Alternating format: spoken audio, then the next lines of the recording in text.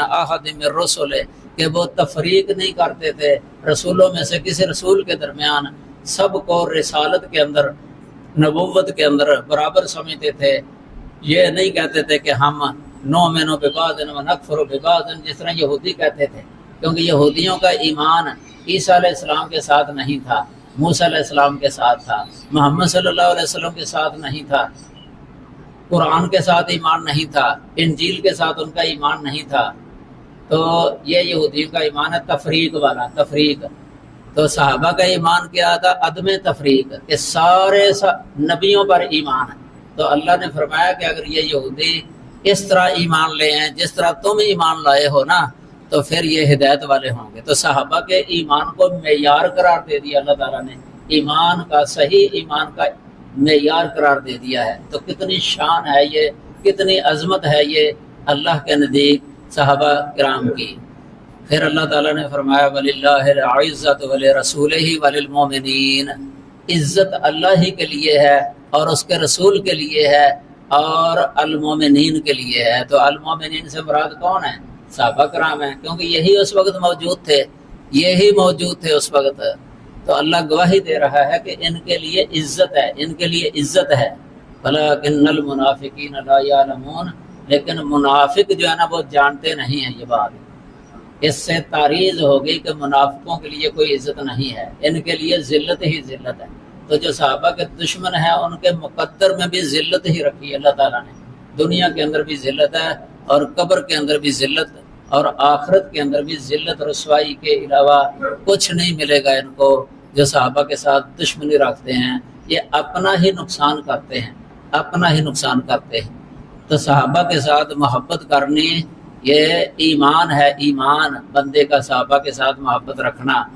اور یہ صحیح بخاری کے اندر نا کتاب الایمان کے اندر ہی باب ہے، باب حب الانصار من الایمان، کہ انصار صحابہ سے محبت کرنا یہ ایمان کی نشانی ہے، ایمان کی نشانی ہے۔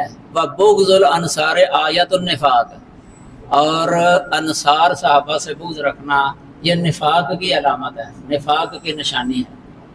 اور منافقین جو ہے ان سے بغض رکھتے تھے، مہاجرین سے بھی بغض تھی ان کی، انصار کے ساتھ بھی ان کی بغض تھی منافقین کی، اور یہودی بھی ان سے بغض رکھتے تھے، مشرکین بھی ان سے بغض رکھتے تھے۔ تو اہل ایمان آپس میں ان کی رحماء بینہم اشداء علی الکفار رحماء بینہم، یہ کافروں کے خلاف گرم تھے اور آپس میں نرم تھے صحابہ کرام۔ ان کا وصف بیان کیا ہے اللہ تعالیٰ نے۔ یہ اللہ تعالیٰ نے ان کے دلوں کے ایمان کی بھی گواہی دی ہے، حالانکہ دل میں جو ہوتا ہے اللہ کے علاوہ کسی کو پتہ نہیں ہوتا کہ دل میں کیا ہے۔ اللہ تعالیٰ فرماتے ہیں اولئک کتب فی قلوبہم الایمان، یہ تو وہ ہیں کہ جن کے دلوں کے اندر اللہ تعالیٰ نے ایمان لکھ دیا، کہ ان کے دلوں کے اندر ایمان رہے، پختہ ایمان، پکا ایمان۔ وَأَيَّدَهُم بِرُوحٍ مِّنْهُ، سورۃ ممتحنہ 22 نمبر آیت کریمہ۔ ادھر فرمایا وَأَلْزَمَهُمْ كَلِمَةَ التَّقْوَىٰ وَكَانُوا أَحَقَّ بِهَا وَأَهْلَهَا، کہ ان کو تقوی کا کلمہ جو ہے نا، تقوی کی بات وہ لازم کر دی ہے، لازم ہے کہ جو کبھی جدا نہ ہو، کبھی بھی جدا نہ ہو ان سے۔ تقوی یعنی تقوی جو ہے نا یہ ہمیشہ ان کے ساتھ رہتا تھا، اور یہ اس کے زیادہ حقدار تھے اور اس کے اہل تھے، اس تقوی کے اہل تھے۔ یہ سورہ فتح ہے 36 نمبر آیت کریمہ۔ اس طرح اللہ تعالیٰ نے فرمایا اولئک هم المؤمنون حقا، یہی تو حق مومن ہیں۔ حق کا معنی ایک تو ہوتا ہے حقیقت، یعنی حقیقت میں یہ مومن ہے، یعنی مجاز والی کوئی اس میں صورت چل نہیں سکتی کہ مجازی طور پہ ایسے نہیں ہے، بلکہ حقیقی طور پہ واقعی نفس الامر کے اندر یہ مومن ہی مومن ہے۔ اتنی گواہی اللہ تعالیٰ کی ہوگی ان کے حق میں کہ وہ مومن ہیں۔ فرمایا لہم مغفرۃ ورزق کریم، ان کے لیے ہی تو بخشش ہے اور ان کے لیے عزت والی روزی ہے، جنت کے اندر اللہ ان کو عزت والا رزق عطا فرمائے گا۔ سورۃ الانفال ہے 74 نمبر آیت کریمہ۔ آگے دیکھ لیں اس سے بڑھ کر کیا یہ سعادت مندی ہو سکتی ہے۔ لقد رضی اللہ عن المؤمنین، لقد لام بھی داخل ہوا ہے قد پر، یہ قسم کے برابر ہو جاتا ہے، گویا کہ اللہ قسم اٹھا کے فرما رہے ہیں، قسم کھا کے۔ کہ اللہ تعالیٰ مومنین سے راضی ہو گیا، یہ راضیہ ماضی ہے، راضی ہو گیا اللہ تعالیٰ اذ یبایعونک تحت الشجرہ، یہ بیعت رضوان کرنے والوں سے اللہ راضی۔ اللہ نے یہاں تک فرمایا فعلم ما فی قلوبہم، ان کے دلوں کے اندر جو ہے نا اللہ کو علم ہے۔ اگر نعوذ باللہ نفاق ہوتا نا تو کبھی اللہ تعالیٰ نے یہ گواہی نہیں دینی تھی۔ اگر دلوں میں نفاق ہوتا، دلوں میں خلوص تھا، تقوی تھا، خالص مومن تھے، پکے مومن تھے، دل سے یعنی ایمان لائے تھے اور نبی صلی اللہ علیہ وسلم سے محبت کرتے تھے، دل سے اسلام سے محبت تھی، ان کو نیکی سے محبت تھی۔ دیکھیں اللہ تعالیٰ نے واضح فرمایا وَلَٰكِنَّ اللَّهَ حَبَّبَ إِلَيْكُمُ الْإِيمَانَ وَزَيَّنَ فِي قُلُوبِكُمْ وَكَرَّهَ إِلَيْكُمُ الْكُفْرَ وَالْفُسُوقَ وَالْعِصْيَانَ فَضْلًا مِّنْهُ۔ کتنی واضح آیت کریمہ ہے کہ اللہ تعالیٰ نے تمہارے دلوں میں ایمان کو محبوب بنا دیا، ایمان کی محبت ڈال دی تمہارے دلوں کے اندر۔ ایمان سے مراد یہ عمل صالح بھی ہے، عمل صالح۔ قرآن پاک کے اندر کئی جگہ پر ایمان کا لفظ عمل صالح پر بولا گیا ہے۔ الذین آمنوا واتبعتہم ذریتہم بایمان، یہاں عمل صالح مراد ہے۔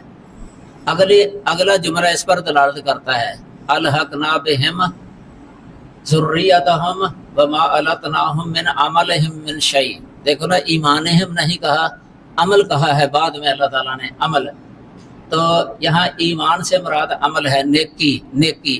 ادھر بھی جو ہے نا حبب الیکم الایمان، یہ نیکی کا عمل ہے، نیکی کا عمل ہے، یہ اللہ تعالیٰ نے محبوب بنا دیا۔ یعنی اتنی محبت تھی صحابہ کرام کے دلوں کے اندر نیکی کے کاموں کے ساتھ، نیکی کے کاموں کے ساتھ وہ اس کو بوجھ محسوس نہیں کرتے تھے، ناپسند نہیں کرتے تھے، خوشی خوش ہوتے تھے نیکیوں کے کاموں میں، خوشی خوش، بلکہ وہ منتظر رہتے تھے کہ کب اللہ تعالیٰ کا کوئی حکم آ جائے تاکہ ہم عمل کریں۔ اتنا یعنی ان کے دلوں کے اندر ایمان کو اللہ تعالیٰ نے، نیکی کو محبوب بنا دیا تھا۔ وَزَيَّنَهُ فِي قُلُوبِكُمْ، اور تمہارے دلوں کے اندر اس کو مزین کر دیا تھا، آراستہ کر دیا تھا۔ ان کے دل کی بہار تھی، ان کے دل کی رونق تھی، خوشی تھی، زینت تھی، نیکی ان کے دلوں کی زینت تھی۔ وَكَرَّهَ إِلَيْكُمُ الْكُفْرَ وَالْفُسُوقَ وَالْعِصْيَانَ، یہ ایمان کے مقابلہ میں 3 لفظ بولے ہیں نا، اس سے پتہ چلتا ہے کہ ان تینوں کے مقابلے میں جو ایمان آیا ہے نا، تو یہ سارا ہی ایمان سے سارا ہی مراد ہے، ان کے مد مقابل ہے، یعنی کفر اور فسوق اور عصیان۔ فسوق اور عصیان میں بھی فرق کرتے ہیں مفسرین۔ فسوق یہ زیادہ ہوتا ہے، یعنی بڑا کوئی، تو عصیان قدرے چھوٹا ہوتا ہے، اور عصیان کبھی کبھی ہو جاتا ہے۔ فسوق جس وقت جب یہ کثرت سے ہونے لگ جائے نا تو پھر بھی فسوق ہو جاتا ہے۔ تو بہرحال ان گناہوں کے ساتھ صحابہ کرام کو دل سے نفرت تھی۔ یہ یاد رکھ لیں کہ مومن متقی وہ ہوتا ہے جو نیکی سے محبت کرنے والا اور برائی سے نفرت کرنے والا ہو۔ جب یہ دل کے اندر کیفیت آ جائے نا کہ برائی سے نفرت کرتا ہے، بہت نفرت ہے، یہ اخلاص کی دلیل ہے کہ یہ مخلص بندہ ہے۔ اگر نیکی سے وہ نفرت ہی نہیں کرتا تو یہ پھر ایمان کا خطرہ ہے۔ تو صحابہ کرام کے دلوں کے اندر نیکی سے بڑی محبت تھی اور برائی سے بہت نفرت تھی، بہت بری لگتی تھی ان کو، اللہ کی نافرمانی، فسق و فجور، کفر بہت برا لگتا تھا صحابہ کرام کو۔ یہ اللہ کی گواہی ہے، اللہ نے فرمایا یہ فضل ہے، اللہ کی طرف سے یہ فضل ہے ان پر۔ ذالک فضل اللہ یؤتیہ من یشاء، یہ اللہ کا فضل ہے، اللہ جسے چاہتا ہے دے دیتا ہے۔ تو یہ شان ہے صحابہ کرام کی۔ قرآن پاک میں جتنی شان ذکر ہوئی ہے نا صحابہ کرام کی، کسی اور کتاب کے اندر ذکر نہیں ہے۔ بہت ساری عظمت، شان، مقام صحابہ کرام کا قرآن پاک کے اندر ہے، مہاجرین کا بھی ہے، انصار کا بھی ہے۔ تو یہ اللہ تعالیٰ نے قرآن کے اندر کھول کھول کر جو ہے نا بیان کر دی ہیں یہ چیزیں، تاکہ بعد والے لوگوں کو پتہ چل جائے، کیونکہ اللہ علام الغیوب ہے۔ اللہ کو پتہ تھا کہ ایسے لوگ آنے ہیں بعد میں جو صحابہ کے ساتھ دشمنی رکھنی ہے۔ اللہ تعالیٰ نے ایک یہ سرمایہ دے دیا ہے، یعنی ان کا رد کرنے کے لیے، ان کے خلاف یہ دلائل جو ہے نا، یہ ایک یعنی ذخیرہ ہے، یہ ایک ہتھیار ہے کہ ان کے خلاف یعنی اللہ تعالیٰ نے مہیا کیا ہے۔ یہ اللہ تعالیٰ نے، تو یہ قیامت کے دن اللہ تعالیٰ اہل جنت سے کہے گا صحابہ کرام سب سے پہلے اس کے اندر داخل ہیں. اللہ تعالیٰ حدیث ہے رسول اللہ صلی اللہ علیہ وسلم نے فرمایا کہ اللہ تعالیٰ کہے گا اے جنتیو کیا تم راضی ہو گئے ہو. دیکھیں صحابہ کے بارے میں قرآن میں بشارت دے دی نہ پہلے ہی رضی اللہ عنہم رضی اللہ عنہم.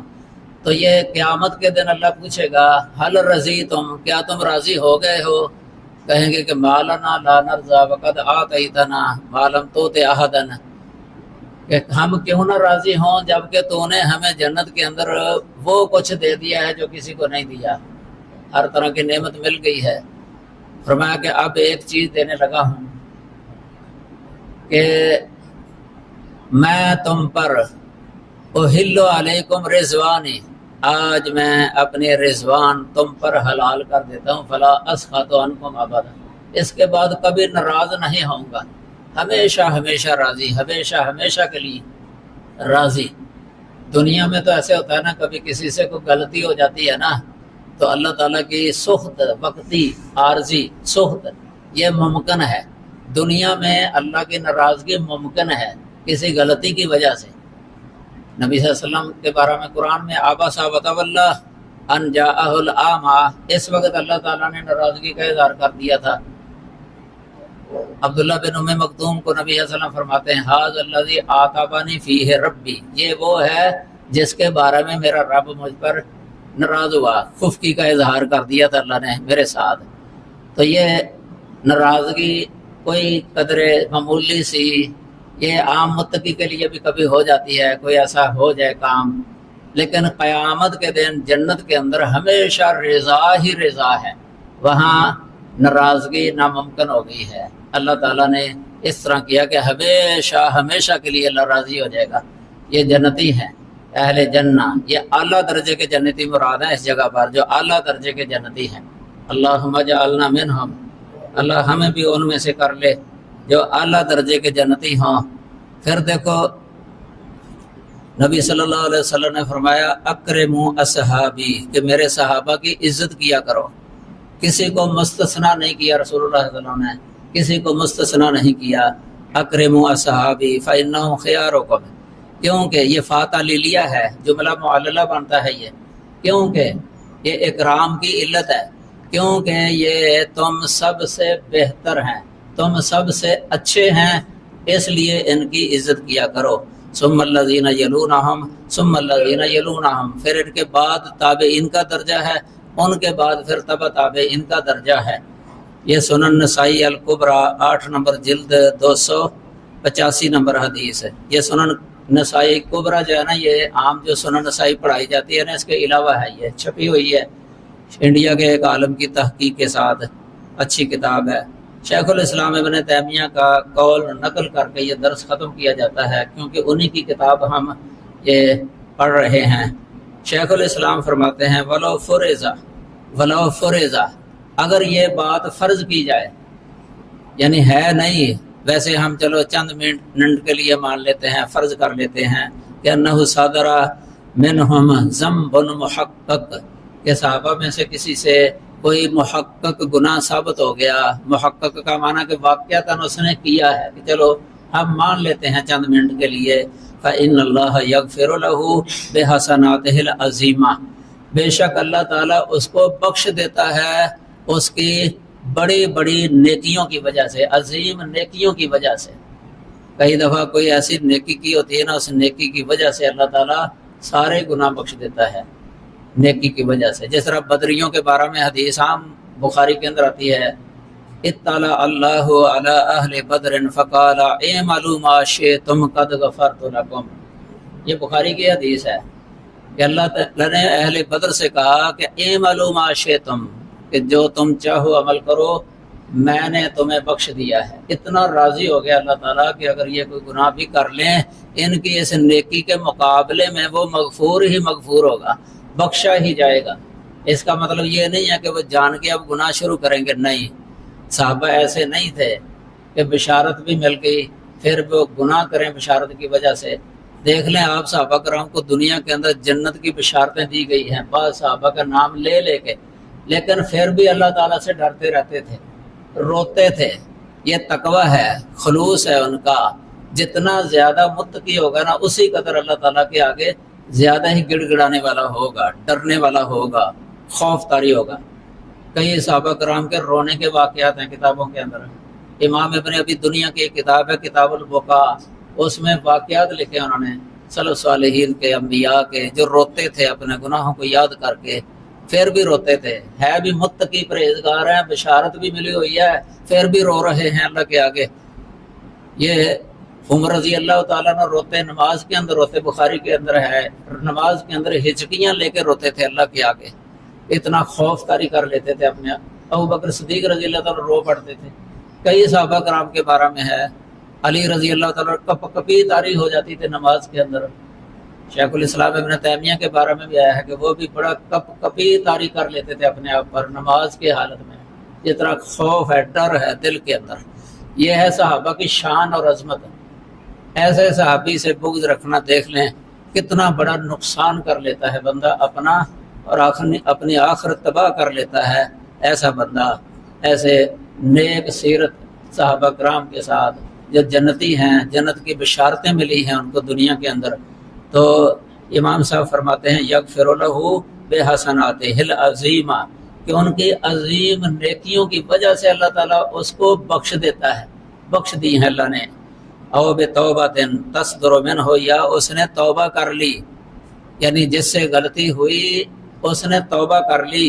او یبتلیہ ببلاء یکفر بہ سیئاتہ، یا اللہ تعالیٰ نے اس کو کسی آزمائش میں ڈالا جس کی وجہ سے اس کے گناہ کو، اس کو گناہ کا کفارہ بنا دیا، کفارہ بنا دیا۔ او یقبل فیہ شفاعت نبیہ، یا اپنے نبی کی سفارش کو قبول کر لے گا اللہ تعالیٰ کہ نبی اسلم سفارش کر دیں گے، نبی اسلم سفارش کر دیں گے۔ وَإِخْوَانِهِ الْمُؤْمِنِينَ، یا دوسرے جو اہل ایمان ہیں جو سفارش کریں گے ان کی سفارش اللہ تعالیٰ قبول فرما لے گا۔ او یدعو اللہ بدعاء یستجیبہ لہ، یا وہ خود اللہ تعالیٰ سے دعا کرے گا، اللہ تعالیٰ اس کی دعا کو قبول کر لے گا۔ یہ جامع المسائل ہے امام ابن تیمیہ کی، اس میں یہ لکھا ہوا ہے۔ یہ بات ویسے شیخ الاسلام کی بہت ساری کتابوں کے اندر موجود ہے، یہ کہیں زیادہ تفصیل ہے اس پر، کہیں کم ہے۔ یہ ابھی میں نے بتایا کہ 10-11 اسباب لکھے ہیں غلطی کی معافی کے۔ ایک ان میں یہ بھی لکھی آخر میں کہ اگر کوئی سبب نہ پایا جائے تو اللہ محض اپنے فضل سے ہی معاف کر دے۔ پھر ایک اور ناحیے سے ہم سوچتے ہیں، وہ یہ ہے کہ مثلاً قیامت کے دن ایک پلڑے کے اندر نیکیاں رکھی جائیں گی اور ایک پلڑے کے اندر برائیاں رکھی جائیں گی، یہ تولا جائے گا نا، وزن کیا جائے گا۔ یہ صحیح بخاری میں بھی ہے، آخری باب قولہ تعالی ونضع الموازین القسط لیوم القیامہ، اس میں ہے یہ مسئلہ۔ فتح الباری کے اندر ایک حدیث لکھی محدث ابن ابی خیثمہ کے حوالے سے، وہ یہ ہے کہ رسول اللہ صلی اللہ علیہ وسلم نے فرمایا کہ جس کی نیکیاں اس کی برائیوں سے راجع ہو گئی، یعنی پلڑا بھاری ہو گیا، ولو بحسنہ، اگرچہ ایک نیکی کے ساتھ، یعنی ایک طرف سمجھ لیں 50,000 گناہ ہیں، 50,000 گناہ، اور دوسرے پلڑے کے اندر 50,000 نیکیاں ہیں، لیکن ایک نیکی زائد ہے، تو یہ بندہ نجات پا جائے گا۔ دیکھو کتنی وسیع رحمت ہے اللہ تعالیٰ کی کہ اتنے گناہ کو معاف، یعنی چونکہ اس کی نیکیاں ہیں نا، وہ ایک نیکی بڑھ گئی تو وہ سارے گناہ معاف کر دیے اللہ تعالیٰ نے جو دوسرے پلڑے کے اندر ہیں۔ اور فرمایا کہ جس کی برائیاں راجع ہو گئیں نیکیوں پر، چاہے ایک برائی ہی ہو تو وہ نجات نہیں پائے گا۔ یہ رجحان کا ہے نا مسئلہ کہ وہ برائی بڑھ گئی، ایک برائی بڑھ گئی تو وہ نجات نہیں پائے گا۔